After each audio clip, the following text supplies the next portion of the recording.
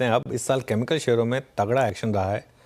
नवीन fluorine और SRF जैसे share इस साल 30% से ज़्यादा चढ़े हैं। चीन पर टैरिफ अटैक से भी ग्लोबल केमिकल इंडस्ट्री की तस्वीर बदली है। केमिकल सेक्टर का आगे के लिए आउटलुक कैसा रहेगा, इस पर चर्चा करने के लिए हमारे साथ अजय जोशी केमिकल्स के फाउंडर अजय जोशी मौजूद हैं। और यहाँ पर आई थिंक ये कहना मेरे लिए लाजमी होगा कि अजय जी ने सबसे पहले शायद 3 महीने पहले या 4 महीने पहले हमारी ये कॉन्वर्सेशन हो रही थी जिसमें उन्होंने कहा था कि केमिकल शेयरों में एक क्लियर बॉटम उन्हें नज़र आ रहा है और अर्निंग्स में काफ़ी कंपनियां सरप्राइज़ कर सकती हैं और काफ़ी स्टॉक्स में पोटेंशियल नज़र आ रहा है उन्हें। Ajay ji good afternoon. आपने वो बहुत सही पकड़ा था उस समय केमिकल शेयरों का जो टर्न अराउंड था, क्या देखा था आपने ऐसा, और अब ये मूव जो प्ले आउट हुआ है उसके बाद अब क्या व्यू होगा? जी अनुज जी, आई थिंक देखिए, स्ट्रीट कस्टमर्स से सारी इंफॉर्मेशन हमको आती है। सो कस्टमर्स पहले नब्ज पकड़ते हैं कि मार्केट में क्या होने वाला है विद रिगार्ड टू प्राइसिंग और डिमांड को लेकर के। तो जैसा अभी आप इनफैक्ट डिस्कशन में जो भी कर रहे थे, वो सुरेंद्र शर्मा जी का छप्पर फाड़ के वाला, तो वही हिसाब केमिकल सेक्टर में भी अभी चल रहा है। काफी तगड़ी हमें ग्रोथ देखने को मिली है पिछले क्वार्टर में। कंपनीज लाइक जुबिलेंट इंग्रेविया हो गई, 122% उन्होंने क्वार्टर ऑन क्वार्टर एक्सपोर्ट में सर्ज दर्ज करा है।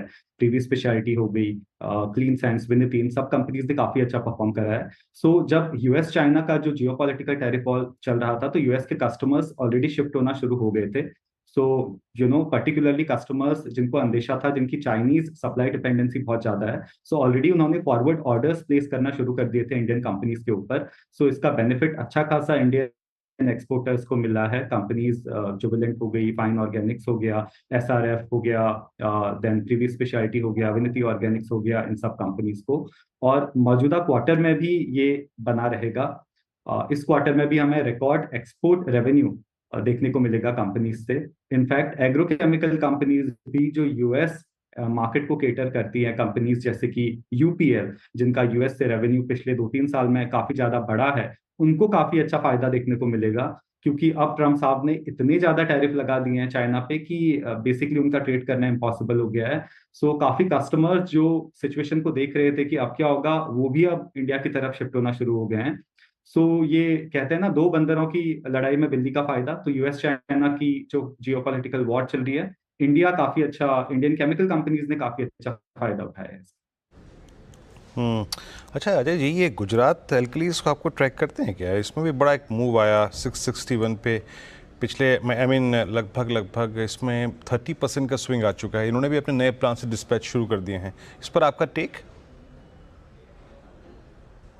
जी, गुजरात एल्कलीज का एक तो उनका ट्रेडिशनल बिजनेस है, क्लोर एल्कली सोडा ऐश का बिजनेस, दूसरा फॉस्फोरिक एसिड का बिजनेस। सो गुजरात एल्कलीज के लिए प्लांट यूटिलाइजेशन बहुत ज्यादा बड़ा है। पर्टिकुलरली उनके जिस फॉस्फोरिक एसिड वाले प्लांट का यूटिलाइजेशन मोर देन 100% हो गया है उनका, तो which is a good news. और वो एक केपेक्स भी अभी प्लान कर रहे हैं to further diversify into downstream speciality chemical. अभी वो एक कमोडिटी केमिकल कंपनी की तरह है, बट अभी उनका एक नया केपेक्स आएगा जो फर्दर स्पेशलिटीज की तरफ जाएगा। सो ये कुछ ट्रिगर्स हैं जो गुजरात एल्कलीज को बेनिफिट कर रहे हैं। प्राइसिंग इनकी काफी इंप्रूव हुई है, वॉल्यूम में अच्छा खासा उछाल आया है डोमेस्टिकली। सो ये सारे ट्रिगर्स हैं जो गुजरात एल्कलीज के लिए अभी रिसेंट टाइम में। इस क्वार्टर में भी ये सारी चीजें मौजूद रहेंगी इस कंपनी के साथ। जी अजय जी गुड आफ्टरनून। श्रेया बात कर रही हूँ। आप केमिकल स्टॉक्स को लेकर काफ़ी पॉजिटिव हैं इस क्वार्टर को लेकर भी, तो इसका मद्देनज़र कोई एक ऐसा पर्टिकुलर काउंटर जो आपको अच्छा लगता हो जहाँ पे बेट लग सकती, तो वो कौन सा होगा? जी, दो सेगमेंट हैं। एक तो सीआरडीएमओ में जुबिलेंट इंग्रेविया, क्योंकि उनका काफी यूनिक केमिस्ट्री है, पेरिडीन केमिस्ट्री, जो दुनिया में केवल दो ही कंट्रीज हैं, इंडिया और चाइना। क्योंकि कि अब चाइना बिल्कुल ही नॉन कम्पिटिटिव हो गया है with regard to US market, and US is one of the largest importer of pyridine derivatives और नाइसिनामाइड। सो जुबिलेंट को अच्छा खासा उछाल देखने को मिलेगा नए ऑर्डर्स में। साथ ही साथ जो उनके एग्जिस्टिंग कस्टमर्स हैं यूएस में, उनके उधर भी उनका सप्लाई शेयर बढ़ेगा। दूसरा है फ्लेवर एंड फ्रेग्रेंस सेगमेंट की कंपनीज कंपनीज जैसे कि प्रीवी स्पेशलिटीज, कंपनीज जैसे कि एसएच केलकर, जिसको केवा भी बोलते हैं। इनका काफी अच्छा हमें रेवेन्यू देखने को मिलेगा, क्योंकि यूएस मार्केट में भी और यूरोप मार्केट में भी काफी ज्यादा नए कॉन्ट्रैक्ट्स इन कंपनीज को मिल रहे हैं, क्योंकि यूरोप में प्रोडक्शन कॉस्ट काफी बढ़ गई है। सो वो भी काफी ज्यादा आउटसोर्सिंग कर रहे हैं इंडियन मैन्युफैक्चरर्स को। सो सीआरडीएमओ और फ्लेवर एंड फ्रेग्रेंस कंपनीज को काफी ज्यादा बेनिफिट मिलेगा अगले 1 से 1.5 साल के दौरान। ये दो सेक्टर काफी ज्यादा इमर्ज होंगे इंडिया से। अच्छा, एक आपने आरती इंडस्ट्रीज के बारे में भी पहले एक बार जिक्र किया था। सबसे ज़्यादा पेन इसी स्टॉक ने झेला था, यहाँ कुछ टर्न अराउंड के साइंस हैं क्या? अनफॉर्चुनेटली आरती इंडस्ट्रीज का जो प्रोडक्ट रेवेन्यू स्प्लिट है वो काफी ज्यादा टिल्टेड है एक दो प्रोडक्ट्स के लिए, पर्टिकुलरली उनका जो मोनोमिथाइल एनिलीन है उस प्रोडक्ट में एटलीस्ट अगले 6 से 8 महीने में ना मुझे वॉल्यूम ग्रोथ दिख रही है ना मुझे वैल्यू ग्रोथ, प्राइसिंग इंप्रूवमेंट या मार्जिन ग्रोथ दिख रही है। सो आरती के लिए तो वो पेन कंटिन्यू ही करेगा। ऑन द अदर साइड आरती के जो एनिलीन डेरिवेटिव्स हैं उसमें एक नया कॉम्पिटिशन अभी मिडिल ईस्ट से आ रहा है, सऊदी अरेबिया से। सो वंस वो प्लेयर आ जाता है देन आरती का जो रशिया मार्केट है उस मार्केट को भी वो हैम्पर करेगा। सो आरती के लिए I don't see a good time at least for this year. I think company को नए केपेक्स मेजर टर्न अराउंड की जरूरत है, डाइवर्सिफाई करने की जरूरत है। अदरवाइज एग्जिस्टिंग प्रोडक्ट पोर्टफोलियो से तो कंपनी के लिए ये साल बिल्कुल अच्छा नहीं। पर अजय जी, ये मुझे जो एक चीज़ थोड़ा सा डरा रही है specially for speciality chemicals is that Chinese dumping fears. आप इससे सहमत हैं क्या अगले 2-3 महीने 4 महीने के लिए? जी, Chinese dumping definitely rest of the world में देखने को मिलेगी, मिडिल ईस्ट हो गया, आसियान हो गया।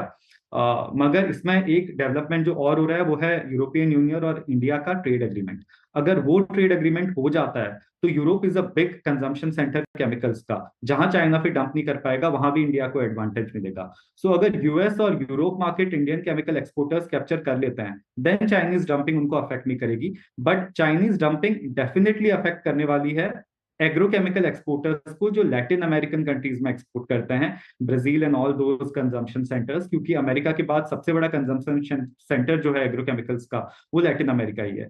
उधर ऑलरेडी ब्राजील चाइना का एफटीए साइन हो चुका है, चाइनीज कंपनीज ने ऑलरेडी वहां इन्वेस्टमेंट करने शुरू कर दिए हैं। So Latin America as a market definitely हमें बहुत स्ट्रगल करना पड़ेगा। बट यूरोप एंड अमेरिका को लेकर के एटलीस्ट आई एम कॉन्फिडेंट कि इंडियन एक्सपोर्टर्स को अच्छा खासा फायदा देखने को मिलेगा। अच्छा अजय जी, जो अगर आप देखें रेवेन्यू, जो कंपनियां सबसे अधिक यूएस से लेके आती हैं उसमें से एक पीआई इंडस्ट्रीज भी है ना? पीआई पे आपका टेक क्या है? आई मीन स्पेशली इस स्टैट्स के मद्देनजर से the top most I think revenues contribution from US, pi पे आपका टेक क्या है? जी, पीआई का ये रेवेन्यू आता है पायरोक्सिसल्फोन से जो वो कुमियाई के लिए बनाते हैं उधर। सो कुमियाई का जो ये प्रोडक्ट है, ऑल्दो इसका पेटेंट तो एक्सपायर अभी हो रहा है इस साल यूएस में, मगर इसका फॉर्मुलेशन पेटेंट 2034 में एक्सपायर होगा। सो पीआई के साल अभी पे पास अभी 8-9 साल हैं टू कंटिन्यू यूएस सेल्स। मगर अनफॉर्चुनेटली पायरोक्सिसल्फोन का जो डिमांड है यूएस में वो थोड़ा सा अभी घट रहा है, क्योंकि जो कुमियाई जो पायरोक्सिसल्फोन खरीदती है पीआई से बनवा करके उन्होंने रेवेन्यू गाइडेंस में थोड़ी सी कटौती करी है। सो पीआई के लिए थोड़ा बहुत वैल्यू एंड मार्जिन्स में हिट देखने को मिलेगा, मगर volume growth quarter on quarter वो मेंटेन रख पाएंगे। बट पीआई को इस प्रोडक्ट से डाइवर्सिफाई करना होगा। अगेन बहुत ज्यादा डिपेंडेंसी उनकी 70-80% डिपेंडेंसी उनकी यूएस रेवेन्यू की इसी प्रोडक्ट से है। सो ये प्रोडक्ट से उन्हें जल्दी से हटना पड़ेगा, क्योंकि इस प्रोडक्ट में डिमांड धीरे धीरे कम आती जा रही है। प्रोबेबली नई प्रोडक्ट लॉन्च करेंगी कंपटीशन कंपनीज जो इस प्रोडक्ट को यूएस मार्केट में सब्सटीट्यूट कर देंगे। तो जब तक पायरोक्सिसल्फोन पे पीआई की डिपेंडेंसी है, थोड़ी सी डाइसी सिचुएशन रहेगी कंपनी के लिए, वॉलेटिलिटी रहेगी, क्योंकि एक ही कस्टमर है, एक ही प्रोडक्ट है जो यूएस में जा रहा है। अजय जी, एक आखिरी सवाल मेरी तरफ से, हालांकि आपने इस पे थोड़ा जिक्र किया भी, लेकिन डिटेल में जानना चाहूंगी। पोस्ट China+1 स्ट्रैटेजी इंडिया कैसे प्लेस्ड है ग्लोबल केमिकल सप्लाई चेन में? जी, अभी इंडिया के पास टाइम है केपेक्स करने का नया नया। अदरवाइज इंडिया में जो केमिकल सप्लाई चेन है ना काफी ज्यादा स्कैटर्ड है।